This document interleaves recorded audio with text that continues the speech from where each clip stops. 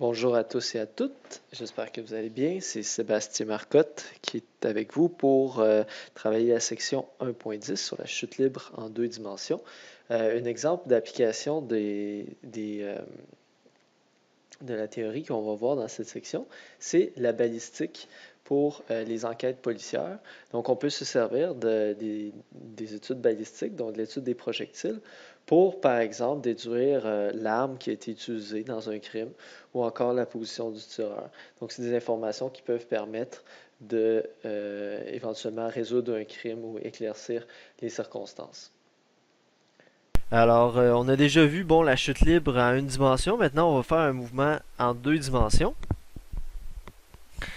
Donc,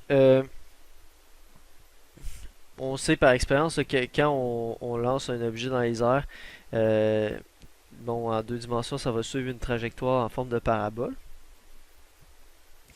Il y a une seule force, dans le fond, qui agit sur le projectile pendant qu'il est dans les airs, comme on a déjà parlé. Si on exclut la résistance de l'air, c'est la seule force qui agit, c'est la gravité. Donc l'accélération en y est égale à moins g. Si on met un axe des y vers le haut, donc l'accélération vers le bas, donc moins g. G est positif par définition. G vaut toujours plus 9,8 mètres par seconde carré à la surface de la Terre. Quelle force agit horizontalement sur le projectile pendant son vol? Ça, c'est une bonne question. Alors, si vous regardez, dans le fond, on a dit la seule force qui agit sur le projectile, c'est la gravité. Okay? La gravité qui agit vers le bas. Mais est-ce qu'il y a une force qui amène la balle vers l'avant ou vers l'arrière? Réfléchissez-y 2 secondes. Est-ce qu'il y a une force horizontale qui agit horizontalement? La gravité, c'est pas le cas parce que la gravité n'agit que verticalement. Elle agit directement vers le bas. Est-ce qu'il y a une force qui agit horizontalement? Si oui, laquelle? La réponse c'est non. Il n'y a aucune force. Donc, quelle force agit horizontalement? Aucune. Et ça, c'est très important. Parce que je sais que c'est une confusion qu'ont plusieurs étudiants de dire, ben, si la balle avance, dans ce cas-ci, la balle avance vers la droite. Si la balle avance, c'est qu'il y a une force qui la pousse vers la droite, ou qui la tire vers la droite. C'est faux. La seule raison pour laquelle la balle avance vers la droite, c'est parce qu'elle a un élan vers la droite, ce qu'on appelle une inertie. On reviendra là-dessus, là. Le concept d'inertie, mais c'est un élan finalement. La balle a un élan, ce qu'on appelle l'inertie en termes techniques. C'est le fait qu'il n'y a rien qui l'attire vers l'avant ni qui l'attire vers l'arrière, donc elle va juste continuer son mouvement. Donc le mouvement horizontal est toujours à vitesse constante. Donc vu qu'il n'y a aucune force qui l'attire ni aucune force qui l'attire vers l'avant ni qui l'attire vers l'arrière. Donc, il n'y a aucune accélération verticale, horizontale, pardon. Il n'y a aucune accélération horizontale, donc AX égale 0.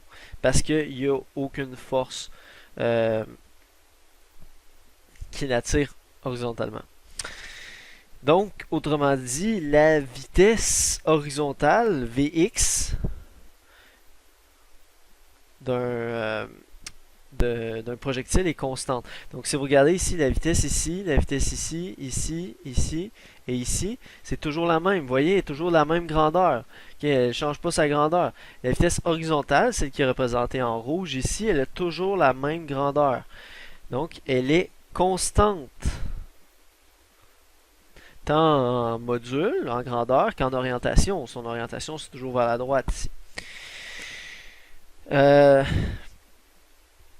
Donc ça, c'est très important. Fait que pourquoi le projectile va vers la droite? C'est parce qu'il y a eu oui, il y a eu une force qui l'a poussé vers la droite, mais c'est avant que l'objet devienne un projectile.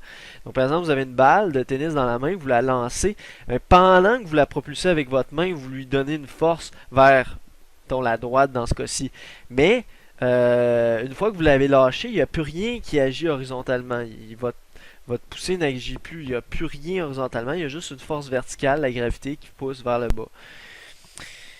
Donc, euh, je vais vous faire remarquer que la vitesse verticale, Vy, elle n'est pas constante.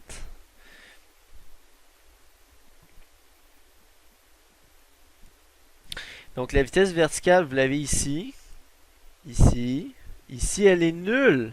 Vy égale 0 puisque on est au sommet de la trajectoire, donc c'est juste au moment où elle est en train de rebrousser chemin verticalement, et ensuite elle se dirige vers le bas. Okay? Donc ici vers le haut, nul, ensuite vers le bas de plus en plus grand. Donc remarquez que la vitesse en y, elle n'est pas constante. Okay? C'est seulement la vitesse en x qui est constante. Au sommet de la trajectoire, la vitesse en y égale 0 comme d'habitude. Ça, c'est une super belle façon de visualiser, je pense, la trajectoire parabolique d'un projectile. Donc, une fois qu'une goutte d'eau est lancée dans une fontaine, ben, elle va suivre une trajectoire parabolique. Fait que si on regarde l'ensemble de toutes les gouttes d'eau qui sont projetées successivement, ben, on voit la belle parabole qui se fait.